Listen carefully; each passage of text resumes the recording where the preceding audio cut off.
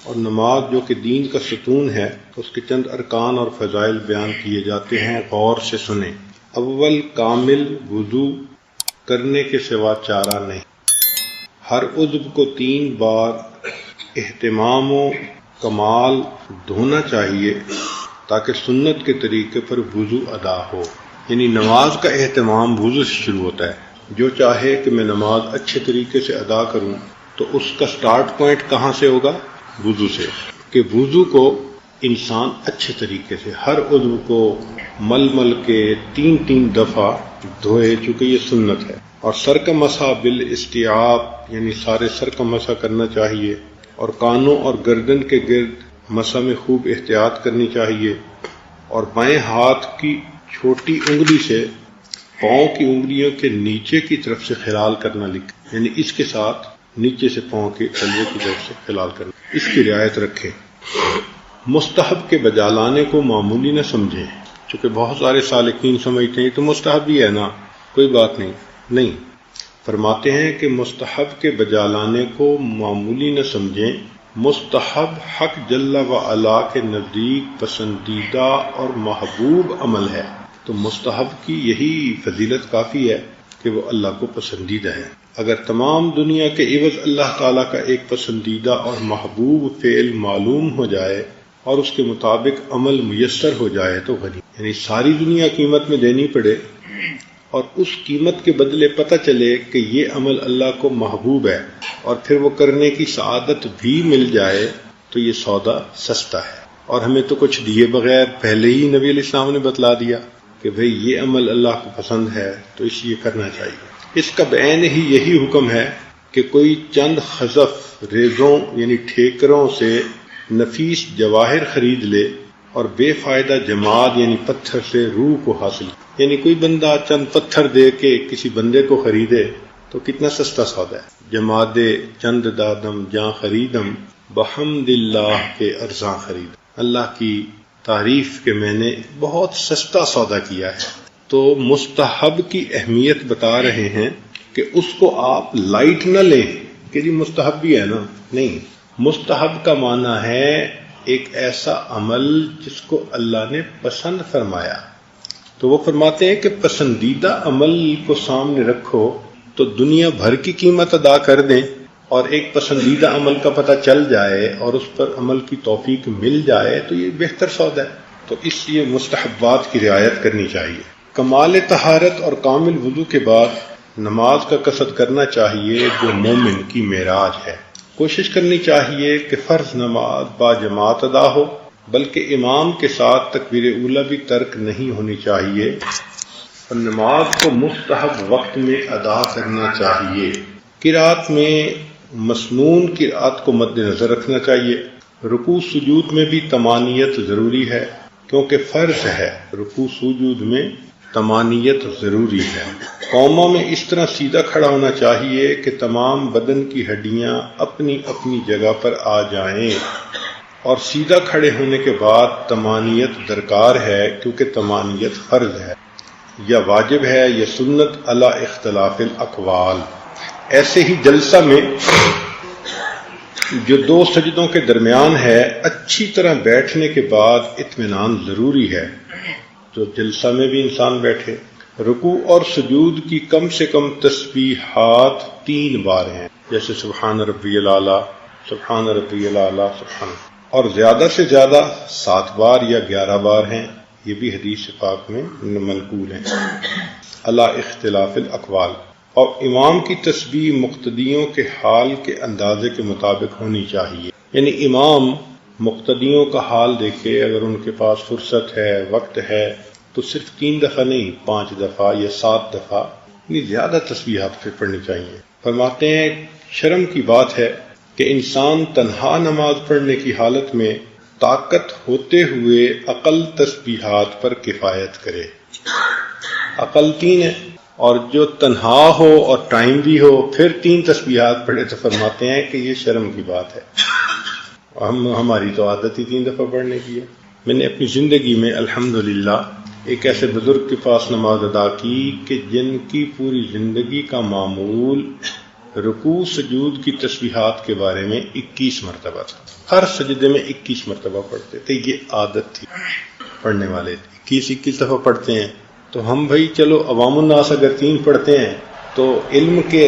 حقوق تو ہیں نا کچھ، تو چلو ہم حدیث میں 3، 5، 7 اور 11 وہ فرماتے ہیں کہ یہ 4 قول ہیں، تو چلو ہم 3 کی بجائے 5 دفعہ پڑھ لیں، اگر 7 دفعہ پڑھیں تو اور اچھا ہے۔ تو انفرادی نماز میں تسبیحات زیادہ پڑھنے کی کوشش کرنی چاہیے، 3 سے زیادہ۔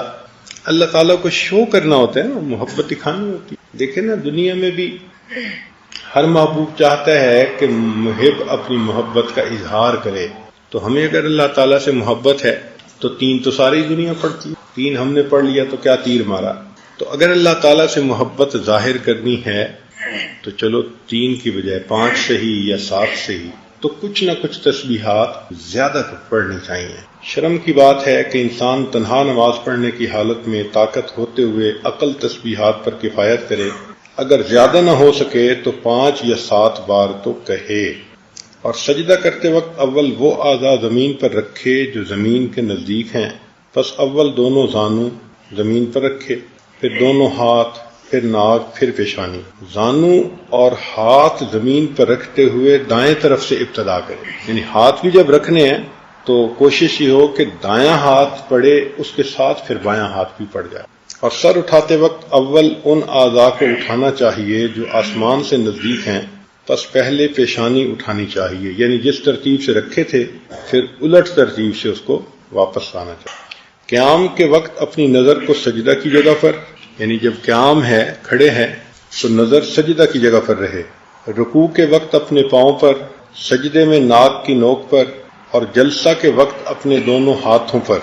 یا اپنی گود کی طرف نظر رکھنی چاہیے۔ فرماتے ہیں جب نظر پراگندہ ہونے سے روک لی جائے اور مذکورہ جگہوں پر جما لی جائے تو سمجھ لینا چاہیے کہ نماز بجمعیت اور حضور دل کے ساتھ میسر ہو گئی اور خشوع کے ساتھ ادا ہو گئی۔ یہ عوام الناس کا لیول ہے کہ جس بندے نے طمانیت کے ساتھ رکوع، سجود، ارکان ادا کیے، تسبیحات بھی 5 دفعہ 7 دفعہ پڑھیں، اور نظر بھی اپنی اس جگہ رکھی جہاں رکھنی چاہیے تھی، تو اب نماز پڑھنے والا بندہ دل میں یہ سوچے کہ میں نے نماز کو خشوع خضوع سے ادا کر دیا۔ ایسے ہی رکوع کے وقت دونوں ہاتھوں کی انگلیوں کو کھلا رکھنا اور سجود کے وقت انگلیوں کا ملانا سنت ہے، اس کو بھی مد نظر رکھے۔ انگلیوں کا کھلا رکھنا یا ملانا بے تقریب یا بے فائدہ نہیں، صاحب شرع نے اس میں کئی قسم کے فائدے ملاحظہ فرما کر اس پر عمل کیا، نیز نبی علیہ السلام کی مطابعت کے برابر کوئی اور بڑا فائدہ ہو نہیں سکتا۔ یعنی انگلیوں کو پوچھے جی کہ کھلا رکھنے میں یا بند کرنے میں کیا فائدہ ہے، تو اول تو بہت سارے فائدے ہیں، اور اگر وہ فائدے سمجھ میں نہ آئیں تو کم سے کم یہ تو ہے نا کہ نبی علیہ السلام کی اتباع میں ایسا کر رہے ہیں، اس سے بڑا فائدہ کیا ہو سکتا ہے۔ دوسرے مکتوب میں امام ربانی مجدد ثانی رحمۃ اللہ علیہ نے نماز ہی کے بارے میں بات کی ہے، مگر اس میں سمجھایا ہے، تھوڑی سی گہری بات ہوگی، توجہ فرمائیں۔ جاننا چاہیے کہ نماز میں تکبیر اولیٰ سے اس بات کی طرف اشارہ ہے کہ حق تعالی و تقدس عابدوں کی عبادت اور نمازیوں کی نماز سے مستغنی اور برتر ہے۔ یعنی پہلی دفعہ جو ہم اللہ اکبر کہتے ہیں تو پہلی اللہ اکبر کا کیا میننگ ہے کہ عبادت کرنے والے جتنے عبادت کرتے ہیں یا نمازیں پڑھنے والے جتنی نمازیں پڑھتے ہیں، ان کی عبادتوں اور ان کی نمازوں سے اللہ کی شان بہت بلند ہے۔ اس احساس کے ساتھ شروع میں اللہ اکبر کہتے ہیں۔ بات سمجھ گئے کہ تکبیر اولیٰ کے وقت کیا کیفیت ہونی چاہیے؟ یہ کیفیت ہو کہ فرماتے ہیں کہ حق تعالی و تقدس عابدوں کی عبادت اور نمازیوں کی نماز سے مستغنی اور برتر ہیں، اور وہ تکبیریں جو ہر رکن نماز کے بعد ہیں وہ اس امر کے رموز و اشارات ہیں کہ یہ جو رکن ادا ہوا ہے وہ اس قابل نہیں کہ اس کو حق تعالی کی بارگاہ کی عبادت کے لائق کہا جا سکے۔ اب مثال کے طور پر کہ انسان اللہ اکبر کہہ کے قیام کرتا ہے، اب قیام مکمل ہو گیا تو کیا اللہ کی عبادت کا حق ادا کر دیا؟ نہیں۔ اس لیے اب رکوع میں جاتے ہوئے پھر کیا کہتے ہیں؟ اللہ اکبر، کہ جو عبادت کی وہ یعنی اس قابل نہیں کہ اس کو کہیں کہ اللہ کی شان کے مطابق ہے، اس لیے اللہ اکبر۔ لیکن رکوع کے اندر تسبیح جو پڑھتے ہیں وہ کچھ اور ہے۔ کیا ہے؟ سبحان ربی العظیم۔ اب چونکہ عظمت کا اقرار پہلے کر رہے ہیں تو اس کے بعد اب اللہ اکبر کو نہیں رکھا، بلکہ اب رکھا سمع اللہ لمن حمد، چونکہ عظمت کی نفی ہوتی نا پھر تو۔ اس لیے ساری تلاوت اور رکوع اور سارا کچھ کے بعد اللہ اکبر کہ نہیں، ابھی یہ حق نہیں ادا ہوا، تو اللہ اکبر کر کے رکوع میں چلے جاؤ۔ مگر رکوع میں چونکہ سبحان ربی العظیم اللہ کی عظمت کا اقرار ہو رہا ہے، تو فرمایا کہ ہاں عظمت تو اللہ تعالیٰ کی ہے، اس لیے اب اٹھتے ہوئے تمہیں اب پھر تکبیر نہیں کہنی، اٹھتے ہوئے کیا کہنا ہے؟ سمع اللہ لمن حمدہ، اور مقتدی کہتے ہیں ربنا ولک الحمد۔ اور حدیث پاک میں ہے کہ جس کی ربنا ولک الحمد فرشتوں کی ربنا ولک الحمد کے ساتھ مل گئی، اللہ اس کے گناہوں کی مغفرت فرما دے۔ آگے فرما رہے ہیں کہ رکوع کی تسبیح سبحان ربی العظیم، پاک ہے میرا پروردگار جو بڑی عظمت والا ہے، اس میں چونکہ تکبیر کے معنی ملحوظ ہیں، اس لیے رکوع کے آخر میں تکبیر کہنے کا حکم نہیں فرمایا گیا، بلکہ سمع اللہ لمن حمدہ یہ کہا گیا، برخلاف دونوں سجدوں کے کہ ان میں بھی اگرچہ تسبیحات ہیں کہ سجدے میں سبحان ربی الاعلی، مگر اس کے اول آخر تکبیر کہنے کا حکم فرمایا گیا کہ کسی کو یہ وہم نہ ہو کہ سجود میں چونکہ نہایت عاجزی، پستی، ذلت اور انکساری ہے، لہذا حق کے عبادت ادا ہو جاتا ہے۔ اس وہم کو دور کرنے کے لیے سجود کی تسبیح سبحان ربی الاعلی میں لفظ اعلی کو اختیار کیا اور تکبیر کی تکرار بھی مسنون ہوئی۔ اگر آپ غور کریں تو فقہا نے سبحان اللہ کہا کہ رکوع میں پڑھو سبحان ربی العظیم اور سجدے پڑھو سبحان ربی الاعلی۔ اگر آپ غور کریں تو دونوں امر کے صیغے کے ساتھ قرآن مجید میں موجود، فرمایا فسبح باسم ربک، تو اب حکم ہے نا، اور سبح اسم ربک تو قرآن کا حکم ہے کہ تم یہ بھی پڑھو اور یہ بھی پڑھو۔ تو نبی علیہ الصلوۃ والسلام نے قرآن مجید کے حکم کو ایک کو رکوع میں پورا کر دکھایا، ایک کو سجدے میں پورا کر دکھایا۔ تو اس لیے ان تسبیحات کا پڑھنا بھی منشا خداوندی ہے، کیونکہ نماز مومن کی معراج ہے، اس لیے نماز کے آخر میں ان کلمات کے پڑھنے کا حکم صادر فرمایا جن کے ساتھ نبی علیہ السلام شب معراج میں مشرف ہوئے تھے۔ لہذا نبی نمازی کو چاہیے کہ اپنی نماز کو اپنے لیے اعلی معراج بنائے۔ عجیب بات لکھی ہے کہ نمازی کو چاہیے کہ اپنی نماز کو اعلی معراج بنائے، کہ جیسے نبی علیہ السلام کو معراج حاصل ہوا تو یہ بھی نماز کو اتنے اچھے طریقے سے پڑھے کہ اس کے صدقے اللہ اس کو بھی عروج عطا فرمائیں، معراج نصیب فرما دیں، اور نماز ہی میں انتہائی قرب خداوندی ڈھونڈے۔ نبی علیہ الصلوۃ والسلام نے فرمایا اقرب ما یکون العبد من الرب فی الصلاۃ، بندے کو اللہ تعالیٰ کے ساتھ سب سے زیادہ قرب نماز میں حاصل ہوتا ہے، اور نمازی اللہ تعالیٰ شانہ سے مناجات کرنے والا اور نماز کے ادا کرتے وقت حق تعالیٰ کی عظمت و جلال کا مشاہدہ کرنے والا ہوتا ہے، اور حق تعالیٰ کا رعب و ہیبت اس پر چھا جاتا ہے۔ اس لیے اس کی تسلی کے واسطے نماز کو 2 سلاموں پر ختم کرنے کا امر فرمایا، کہ چونکہ انسان تسبیحات بھی کہتا ہے تو اللہ کی عظمت دل پہ آتی ہے، اور اتحیات میں جب وہ کلمات پڑھتا ہے کہ جو گفتگو ہوئی تھی اللہ اور اس کے پیارے حبیب صلی اللہ علیہ وسلم کے درمیان، تو فرماتے ہیں کہ ان کلمات کو پڑھنے کی وجہ سے بندے کے اوپر ایک ہیبت کا مقام طاری ہو جاتا ہے۔ اب اس ہیبت سے نکلنا اتنا آسان تو نہیں تھا کہ انسان بس اتحیات پڑھ کے کھڑا ہو جاتا، نہیں، تو اللہ رب العزت نے اس کو ختم کرنے کا طریقہ فرمایا السلام علیکم ورحمۃ۔ تو السلام علیکم سے وہ عظمت جو ہے وہ ایک اچھے انداز سے سلامتی کی بات میں تبدیل ہو کر انسان پھر اس دنیا کی کیفیت میں آ جاتا ہے۔ اور جو حدیث پاک جو حدیث نبوی میں ہر فرض نماز کے بعد 100 مرتبہ تسبیح و تحمید تکبیر اور تحلیل کا حکم ہے، فقیر کے علم میں اس کا راز یہ ہے کہ نماز کی ادائیگی میں جو قصور کوتاہی واقع ہوئی اس کی تلافی تسبیح تکبیر کے ساتھ کی جائے تاکہ اپنی عبادت کے ناتمام ہونے کا اقرار ہو سکے، اور چونکہ حق تعالیٰ کی عبادت کی توفیق سے عبادت کا ادا کرنا میسر ہوا تو اس نعمت کا الحمدللہ کہہ کر شکر بجا لانا چاہیے، اور حق تعالیٰ کے سوا اور کسی کو عبادت کا مستحق نہ بنانا چاہیے۔ اس لیے پھر اللہ اکبر یعنی سبحان اللہ اور الحمدللہ اور اللہ اکبر یہ 3 تسبیحات ہیں نا، تو وہ فرماتے ہیں کہ سبحان اللہ تو ہے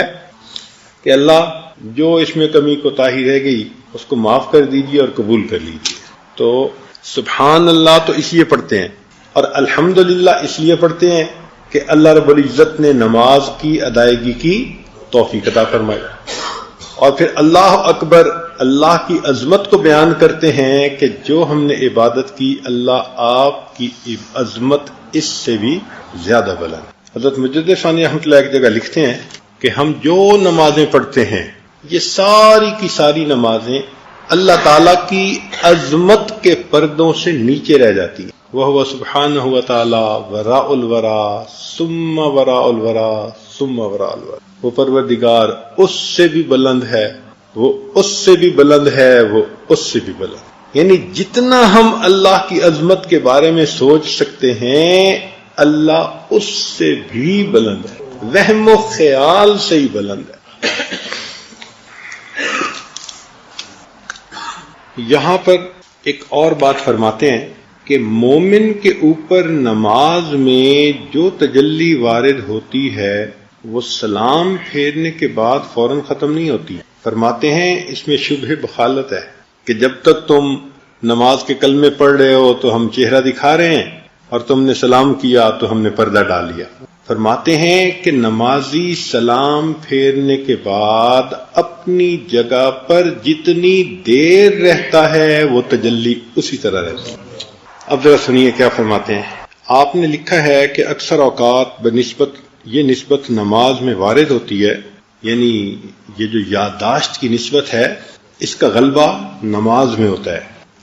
خاص طور پر اس فرض نماز میں جو کہ جماعت سے ادا کرتا ہے، اور نماز سے فارغ ہونے کے بعد جب تک نماز کی جگہ میں پابند بیٹھا رہتا ہے وہ حالت بھی بدستور باقی رہتی ہے، اس کے بعد پوشیدہ ہو جاتی ہے۔ میرے مخدوم،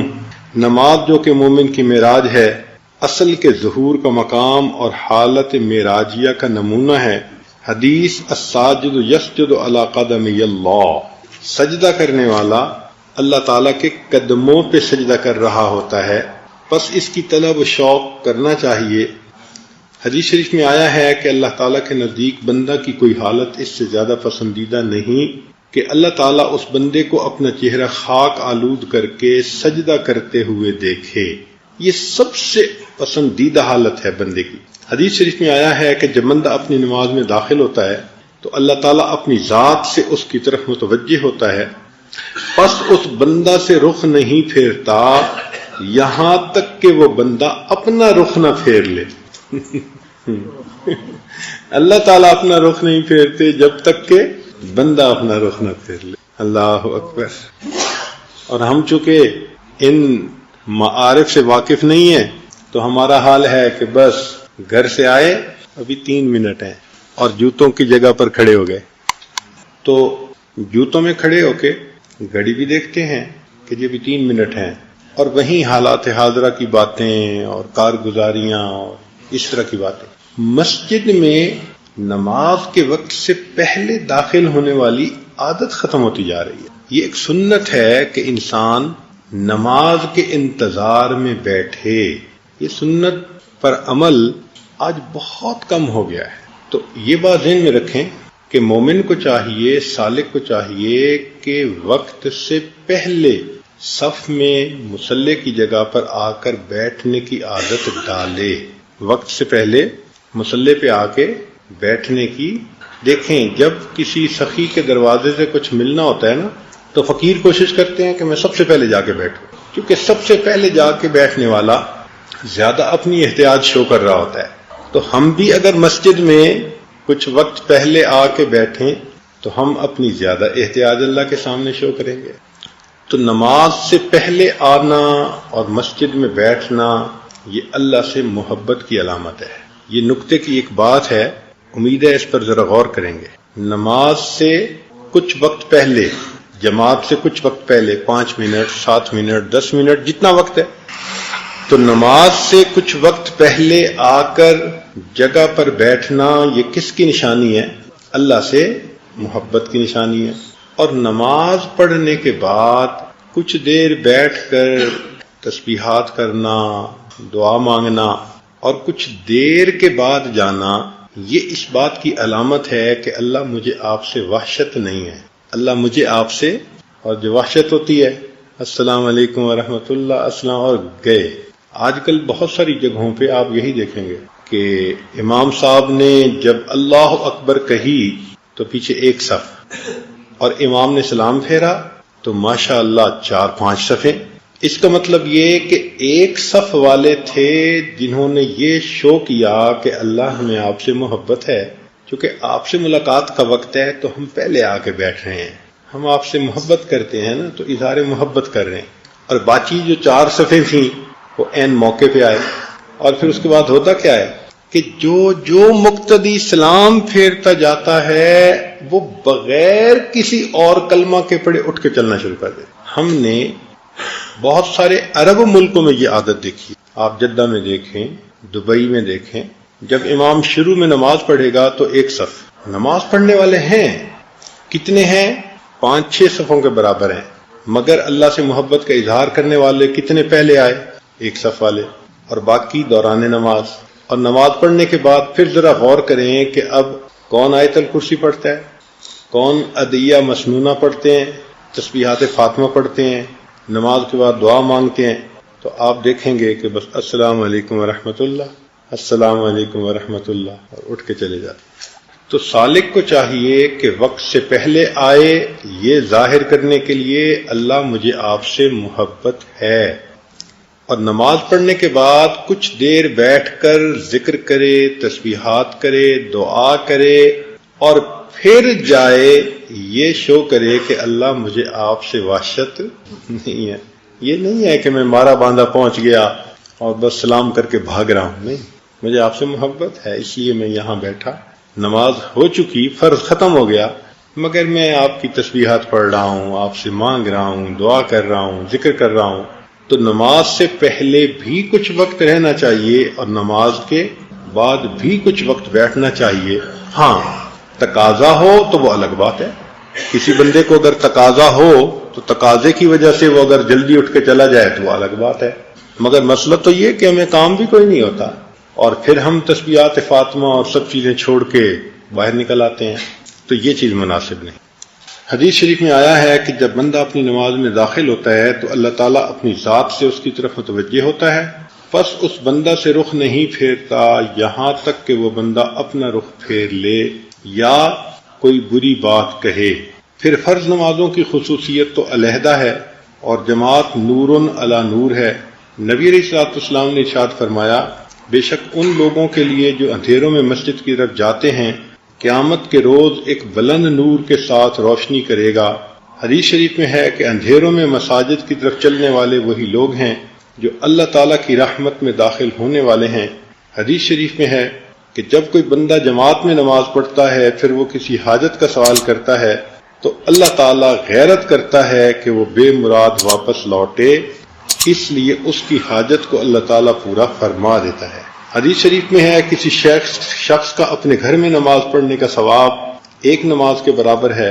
اور محلے کی مسجد میں نماز پڑھنا 25 نمازوں کے برابر ہے، اور جامع مسجد میں نماز پڑھنا 500 نمازوں کے برابر ہے، مسجد اقصی میں نماز پڑھنا 5000 نمازوں کے برابر، میری اس مسجد میں نماز پڑھنا 50,000، اور مسجد حرام میں نماز پڑھنا 1,00,000 نمازوں کے برابر ہے۔ حدیث شریف میں ہے کہ جس شخص نے ان 5 نمازوں کو جماعت کے ساتھ ادا کرنے پر محافظت کی وہ پل صراط پر سے چمکنے والی بجلی کی مانند گزرنے والوں میں سب سے پہلا شخص ہوگا، اور اللہ تعالیٰ اس کا حشر سابقین کے ساتھ کریں گے۔ حدیث شریف میں ہے کہ تم میں سے جو شخص وضو کرتا ہے پس اچھی طرح وضو کرتا ہے اور اس کو پوری طرح کرتا ہے، پھر وہ مسجد میں آتا ہے، اس کا مقصد نماز کے سوا اور کچھ نہیں ہوتا، تو اللہ تعالیٰ اس کو خوشخبری دیتا ہے جیسے کہ ان لوگوں کو جن کا کوئی آدمی گم ہو گیا ہو اپنے غائب کے آ جانے سے خوشی ہوتی ہے، ایسے نماز پڑھنے والے کے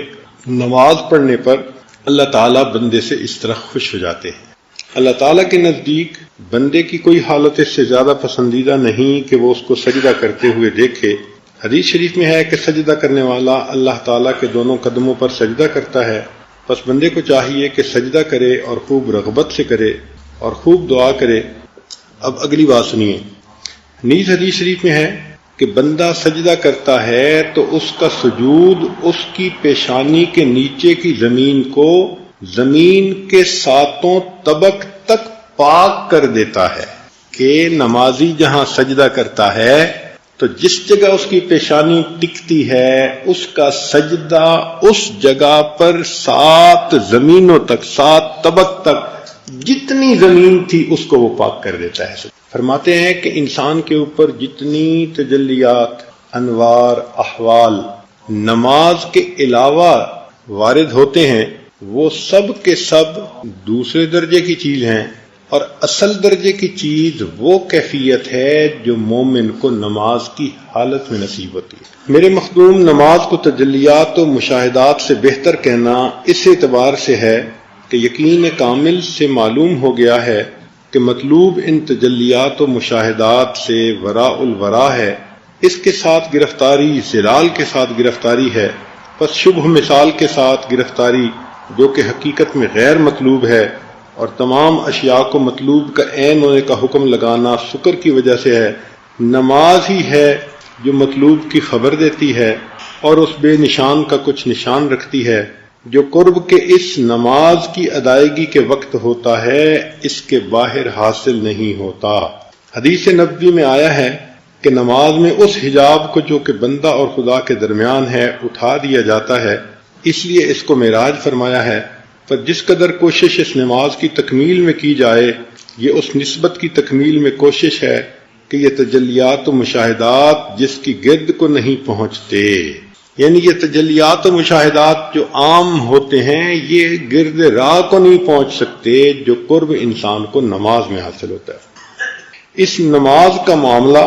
کمال قرب نبوت کے ساتھ وابستہ ہے۔ وہ کہتے ہیں یہ قرب ولایت نہیں ہے، اس کا معاملہ کمالات نبوت سے متعلق ہے جو نماز کا معاملہ ہے، کہ اکثر ارباب ولایت کا ہاتھ اس بلند و بالا درخت سے نیچے رہ جاتا ہے۔ اس لیے کہتے ہیں کہ جو ولایت کے مقام کے لوگ ہوتے ہیں ان کو نماز کی بجائے ذکر میں زیادہ مزہ آتا ہے، اور حال احوال ان کو باقی اچھے لگتے ہیں۔ کیوں؟ اس لیے کہ نماز کے اندر کمالات نبوت کا تعلق تو کمالات ولایت والا بندہ، اس لیے بعض ایسے بھی لوگ تھے جو راستے سے بھٹک گئے اور انہوں نے کہا کہ ہمیں 5 وقت نماز پڑھنے کی کیا ضرورت ہے۔ کچھ لوگ ایسے بھی گزرے ہیں یا کئی علاقوں میں ہیں جو کہتے ہیں کہ تمہاری 5 مرتبہ ہماری ہر مرتبہ، کہ تم تو 5 مرتبہ یاد کرتے ہو اور ہم ہر وقت یاد کرتے ہیں، تو کہتے ہیں 5 نمازیں پڑھنے کی کیا ضرورت ہے، جب دل میں اللہ آ گیا تو 5 نمازوں کی کیا ضرورت ہے۔ تو ایسے بھی گمراہ لوگ ہیں، تو اس لیے وہ اس کو کلیئر کر رہے ہیں کہ جو قرب، جو تجلیات، جو چیزیں نماز میں ہوتی ہیں غیر نماز میں اس کی گرد بھی نصیب نہیں ہو سکتی۔ اکثر ارباب ولایت کا ہاتھ اس بلند و بالا درخت سے ہوتا ہے، انہیں تمام ورق پلٹ دینا چاہیے تاکہ معاملہ اس سے اس تک پہنچ جائے، اور اس کا قرب جدا ہے اور اس کے علوم اور اسرار علیحدہ ہیں۔ اس قرب نبوت تک پہنچنے کا راستہ اس راستے کے ساتھ مناسبت نہیں رکھتا۔ وہ ایک شاہراہ ہے کہ انبیاء علیہ السلام اور ان کے اصحاب اور نیز اس امت کے خال خال افراد کس راستے سے مطلوب تک پہنچے ہیں۔ فرماتے ہیں کہ نماز ایک دل ربا معشوق ہے، گویا اس کی صورت زیبا کو عالم مجاز میں ان مخصوص ارکان کے ساتھ دکھایا گیا ہے، اور اس کی خوبصورتی کی اداؤں کو اس خشوع و آداب کے ساتھ ظاہر کیا گیا ہے۔ جو شخص کے اس صورت کے ساتھ گرفتار اور فریفتہ نہ ہو وہ ان ارکان کی حقیقت کو کیا پائے گا؟ اور جو شخص کے ان اداؤں کا والا اور شیفتہ نہ ہو جائے وہ اس خشوع و طمانینت کا کیا ادراک کرے گا؟ مختصر یہ کہ اس کی لطافتیں اس سے کہیں زیادہ بلند ہیں کہ اس فضول گو کی زبان پر جاری ہوں، اور اس کی خوبیاں اس سے بہت برتر ہیں کہ اس بلحوث کا قلم اس کی ترجمانی کا خیال کرے۔ لیکن اس دولت عظمیٰ کے اہل حضرات کے پاکیزہ انفاس سے بہت امیدیں اور ان کی محبت و خدمت کی برکت سے بہت بشارتیں رکھتا ہوں۔ یہاں پر ایک اور بات لکھتے ہیں جو واقعی بہت عجیب معرفت ہے۔ امید ہے کہ آپ اس کو بہت توجہ کے ساتھ سنیں گے۔ یہ بات متحقق ہو گئی ہے کہ وہ کیفیت جو نماز کی ادائیگی میں میسر ہوتی ہے وہ ان تمام حالات سے بلند و بالا ہے جو نماز کے علاوہ حاصل ہوتے ہیں، کیونکہ وہ بیرون نماز والے حالات دائرہ ظلال سے باہر نہیں نکلتے، خواہ وہ کتنے ہی بلند ہوں، اور یہ حالت نماز اصل سے حصہ رکھتی ہے۔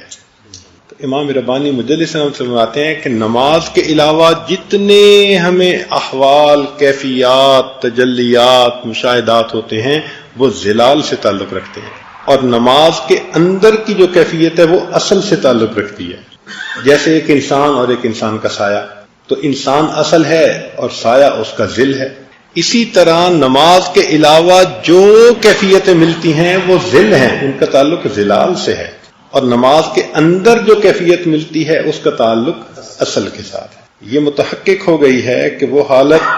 جو نماز کی ادائیگی میں میسر ہوتی ہے وہ ان تمام حالات سے بلند و بالا ہے جو نماز کے علاوہ حاصل ہوتے ہیں، کیونکہ وہ بیرون نماز والے حالات دائرہ ذل سے باہر نہیں نکلتے، خواہ کتنے بلند ہوں،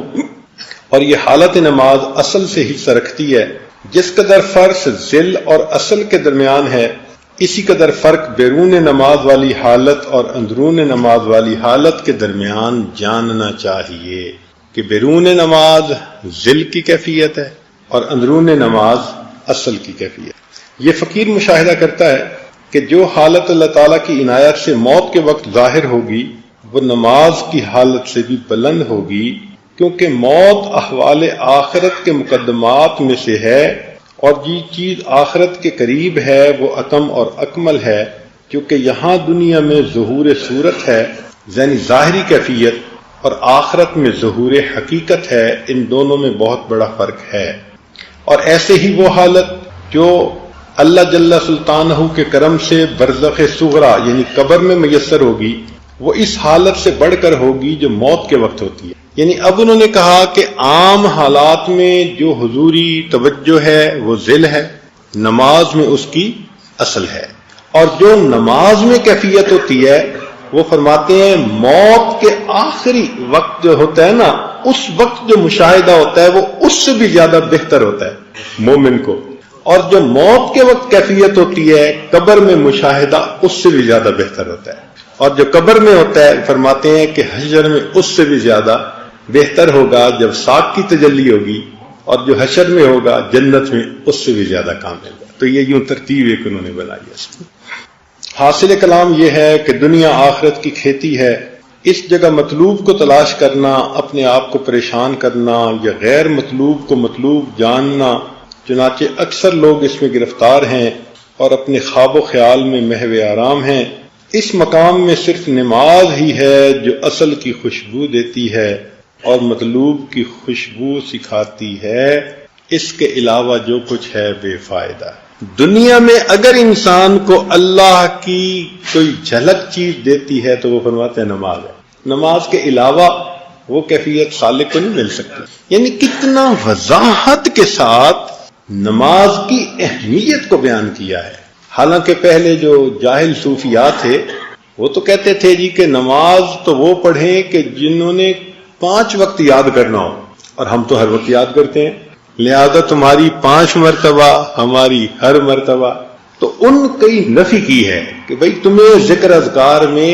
غیر نماز میں جو کیفیتیں بھی حاصل ہوتی ہیں وہ سب ظلال ہیں، اور جو نماز میں ہے وہ اصل ہے، اور نماز سے زیادہ موت کے قرب میں جو کیفیت ہے وہ اس سے بھی اصل ہے، اور جو قبر میں ہے وہ اس سے بھی اصل ہے، جو حشر میں ہوگی یکشف عن ساق وہ اس سے بھی، اور جو جنت میں ہوگی وہ اس سے بھی اصل ہے۔ آخری سبحان اللہ، کیا عجیب بات لکھی ہے. فرماتے ہیں کہ 5 ارکان میں سے نماز رکن دوم ہے جو تمام عبادات کی جامع ہے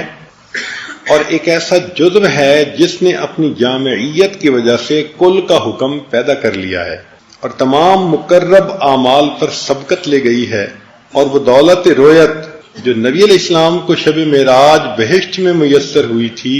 دنیا میں نزول فرمانے کے بعد اس جہان کے مناسب آپ کو وہ دولت نماز میں میسر ہوتی تھی. یعنی نبی علیہ السلام کو معراج میں جو جنت میں دیدار ہوا، تو جب آپ وہاں سے تشریف لائے تو اب دنیا میں اس جو رویت نصیب ہوئی تھی اس کی نشانی کہاں ملے؟ تو اس کی یاد کے طور پر اللہ نے اپنی نماز عطا فرمائی کہ تم نماز پڑھو گے تو تمہیں اس کی قرب کی ایک کیفیت ملے گی. تو فرماتے ہیں اس لیے آنس صلی اللہ علیہ وسلم نے فرمایا الصلاۃ معراج المؤمن، اس لیے فرمایا کہ بندہ اپنے رب کے ساتھ نماز میں سب سے زیادہ قریب ہوتا ہے. اب ذرا سنیے گا، آپ علیہ السلام کے قابل تابعداروں کو بھی اس جہان میں اس دولت کا بہت سا حصہ نماز میں حاصل ہے. یعنی وہ جو معراج کی تھی نا دولت، اس کا بہت سارا حصہ کس میں حاصل ہوتا ہے؟ اگر یہ حقیقی رویت میسر نہیں ہے، سنیے ذرا کیا فرماتے ہیں کہ اگرچہ اس جہان میں حقیقی رویت میسر نہیں ہے کیونکہ یہ جہان اس کی تاب و طاقت ہی نہیں رکھتا. رویت کی کہ اللہ تعالیٰ تجلی فرمائے اور بندہ دیکھے، یہ تاب و طاقت ہی نہیں رکھتا. اگر حق تعالیٰ نماز کا حکم نہ فرماتا تو مقصود کے چہرے سے نقاب کون اٹھاتا اور طالب کو مطلوب کی طرف رہنمائی کون کرتا. نماز ہی ہے جو غم گساروں کے لیے لذت بخش ہے، نماز ہی ہے جو بیماروں کو راحت دیتی ہے، اور ارہنی یا بلال میں اسی حقیقت کا رمز ہے کہ نبی علیہ السلام غم زدہ ہوتے تھے تو فرماتے تھے ارہنی یا بلال، اور قرۃ عینی فی الصلاۃ میں اسی آرزو کی طرف اشارہ ہے. آگے فرماتے ہیں وہ ذوق و مواجید، علوم و معارف، احوال و مقامات، انوار و الوان، تلوینات و تمکینات، بے قراری و اطمینان، تجلیات متکیفہ و غیر متکیفہ، اور ظہورات متلونہ و غیر متلونہ، ان میں سے جو کچھ نماز کے علاوہ اوقات میں میسر ہوں اور نماز کی حقیقت سے آگاہی کے بغیر ظاہر ہوں، ان سب کا منشا ذلال ہے. وہ ذل سے تعلق رکھتے ہیں بلکہ وہم و خیال سے پیدا ہوئے ہیں. نمازی جو نماز کی حقیقت سے آگاہ ہے، نماز کی ادائیگی کے وقت گویا عالم دنیا سے باہر نکل جاتا ہے اور عالم آخرت میں پہنچ جاتا ہے. لہذا وہ اس وقت اس دولت سے جو آخرت کے ساتھ مخصوص ہے حصہ حاصل کر لیتا ہے اور اصل سے ذلیت کی آمیزش کے بغیر فائدہ اٹھاتا ہے، کیونکہ عالم دنیا کمالات ذلی تک محدود ہے اور وہ معاملہ جو ذلال سے باہر ہے آخرت کے ساتھ مخصوص ہے. پس معراج سے چارہ نہ ہوگا اور وہ مومنوں کے حق میں نماز ہے، اور یہ دولت اس امت کے ساتھ مخصوص ہے جو اپنے پیغمبر اسلام کی مطابعت کے سبب جو شب معراج میں دنیا سے آخرت میں تشریف لے گئے اور بہشت میں پہنچ کر اللہ تعالیٰ کی رویت کی دولت سے مشرف ہوئے. لہذا یہ امت بھی اس کمال کے ساتھ مشرف اور اس سعادت سے فیض یاب ہوئی. اللہ نے اپنے حبیب صلی اللہ علیہ وسلم کو جو وہ نعمت دی تھی تو وہ نعمت کا کچھ حصہ اللہ نے امت کو نماز کی کیفیت میں عطا فرما دیا. اس گروہ میں سے بعض لوگ جن کو نماز کی حقیقت سے آگاہی حاصل نہیں ہوئی، یعنی صوفیاء میں سے کچھ ایسے بھی لوگ جو نماز کی کیفیت سے آگاہ نہیں اور اس کے مخصوص کمالات پر اطلاع نہیں بخشی گئی، انہوں نے اپنے امراض کا علاج دوسرے امور میں تلاش کیا اور اپنی مرادوں کا حاصل دوسری چیزوں پر وابستہ جانا. بلکہ ان میں سے ایک گروہ نے نماز کو بے فائدہ سمجھ کر وصول اللہ کی بنیاد نماز کے علاوہ اور عبادات پر رکھی، روزہ کو نماز سے افضل جانا. اس قسم کی باتیں اہل سکر کے احوال میں سے ہیں. ایسی باتیں حقیقت نماز سے عدم آگاہی اور بے خبری کی وجہ سے ہیں. بلکہ اس طائفہ صوفیاء کی ایک کثیر جماعت نے اپنے اضطراب و بے قراری کی تسکین کو سماع و نغمہ اور وجد و تواجد میں تلاش کیا اور اپنے مطلوب کو نغمہ کے پردوں میں مطالعہ کیا اور رقص و رقاصی کو اپنا مسلک بنا لیا، حالانکہ انہوں نے سنا ہوگا ما جعل اللہ فی الحرام شفا، اللہ نے حرام چیز میں شفا نہیں رکھی۔ اگر نماز کے کمالات کی کچھ بھی حقیقت ان پر منکشف ہو جاتی تو وہ ہرگز سماع اور نغمہ کا دم نہ بھرتے اور وجد و تواجد کو یاد نہ کرتے۔ سبحان اللہ، کیا عجیب بات کہی کہ اگر وہ حضرات نماز کے کمالات سے واقف ہو جاتے تو پھر شعر و اشعار اور ان چیزوں کے پیچھے لگ کر اطمینان ڈھونڈنے کی بجائے نماز میں اس اطمینان کو حاصل کرتے۔ اللہ اکبر۔ اللہ رب العزت ہمیں نماز کی حضوری عطا فرمائے۔ اور ہے یہاں پر کسی سالک نے خط لکھا ہے کہ بعض نمازوں میں ایسی حالت پیش آتی ہے کہ گویا فقیر اللہ رب العزت سے اس طرح کلام کرتا ہے کہ کوئی حجاب و پردہ درمیان میں نہیں رہا اور مست و بے خود ہو جاتا ہے، حتیٰ کہ نماز کو بھول جاتا ہے اور نظر حیرت سے اپنے آپ کو اور اپنے غیر کو نور کے بغیر نہیں دیکھتا۔ اسی اثناء میں خود پر قابو پا کر ہوش میں آ جاتا ہے، اچانک رقت و عاجزی غالب آ جاتی ہے، اور یہی حالت قرآن مجید کی تلاوت اور دوسری عبادات میں پیش آتی ہے۔ یہ اس نے سوال پوچھا تھا۔ اے سعادت کے آثار والے، یہ کیفیت جو آپ کو پیش آئی یہ اعلیٰ کیفیت اور مبارک حالت ہے۔ ایسا کیوں نہ ہو کہ نماز مومن کی معراج ہے، جو کیفیت و ذوق کے نماز سے پیدا ہوتا ہے، وہ تمام اذواق و کیفیات سے ممتاز ہے، اور چونکہ نماز میں قرآن مجید کی تلاوت بھی شامل ہے، اور حدیث پاک میں ہے من اراد ان یحدث ربہ فلیقرأ القرآن، جو شخص چاہے کہ اپنے رب سے ہم کلامی کرے اس کو چاہیے کہ قرآن مجید پڑھے، کے مطابق قرآن کی تلاوت کرنا گویا اپنے پروردگار کے ساتھ ہم کلامی کرنا ہے، خاص طور پر کہ نماز میں تلاوت واقع ہو اور ہی درجہ رکھتی ہے، بہترین ثمر لاتی ہے۔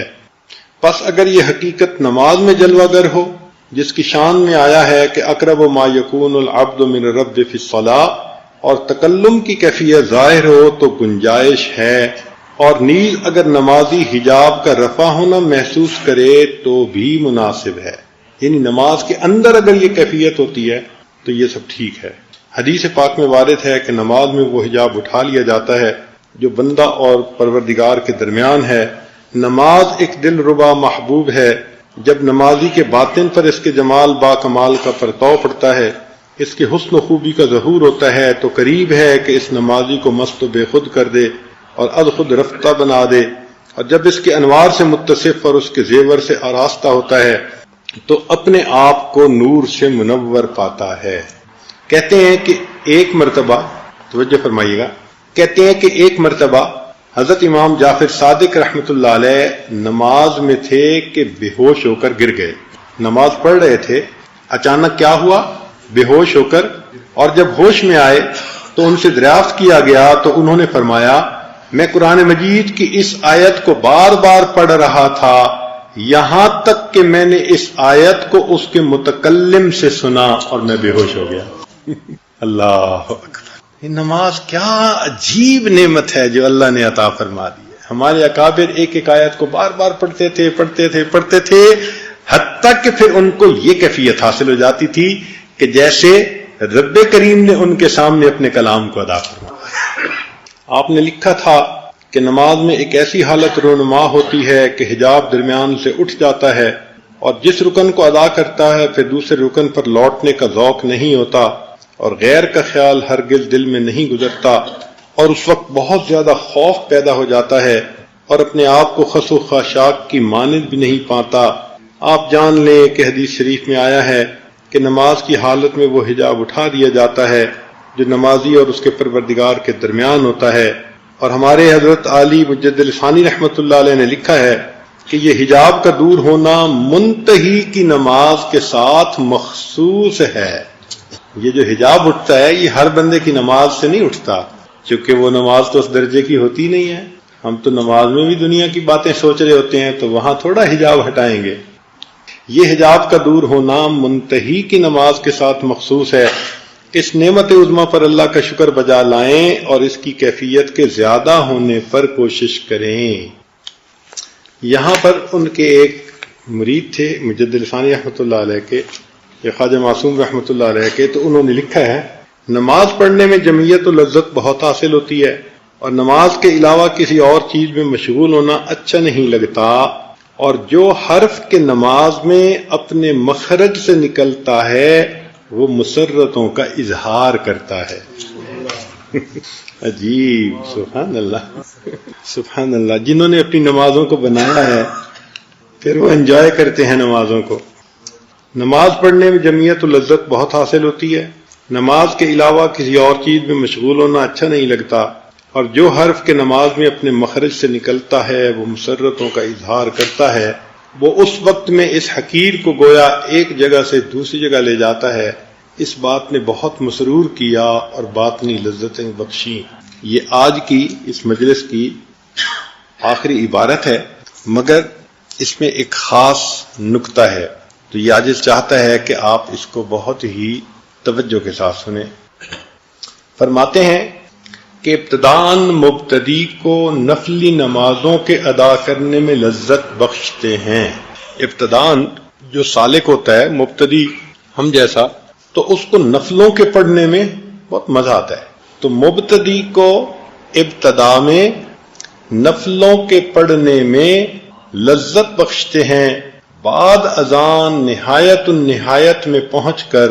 لذت کی یہ کیفیت فرضوں کی ادائیگی سے متعلق ہو جاتی ہے، اور بندہ اپنے نوافل کے ادا کرنے میں اپنے آپ کو بیکار جانتا ہے، اس کے نزدیک فرضوں کو ادا کرنا بڑا اہم کام ہو جاتا ہے۔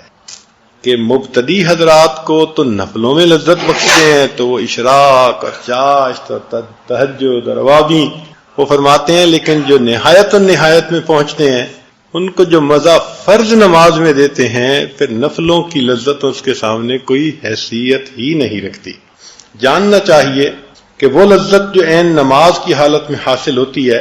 اس میں نفس کا کچھ بھی فائدہ نہیں، بلکہ عین اس لذت کے وقت نفس نالا و فغاں میں ہوتا ہے۔ سبحان اللہ، کیا بلند مرتبہ ہے۔ ہم جیسے بلحوث اس قسم کی باتوں کو کیا سمجھیں اور نیز جان لیں کہ دنیا میں نماز کا مرتبہ آخرت میں رویت باری تعالی کے مرتبہ کی مانند ہے۔ تو دنیا میں مومن جیسی نماز پڑھتا ہوا جائے گا تو جنت میں اس کو اللہ کی رویت کا وہی مرتبہ حاصل ہوگا۔ کیسے؟ کہ اگر بندہ دنیا میں نماز پڑھتا ہے اور اس میں ادھر ادھر کے خیالات آتے رہتے ہیں، تو خیالات والی نمازیں پڑھ کے جو لو بندہ دنیا سے جائے گا، تو فرماتے ہیں کہ جنتی بھی ہوا تو جنت میں اللہ اس کو اپنا دیدار عطا فرمائیں گے، مگر اس کے خیالات کی وجہ سے ذات کے اوپر صفات کے پردے عطا فرمائیں۔ جو بغیر خیال کے دنیا میں نماز پڑھنے کی عادت حاصل کر لے گا،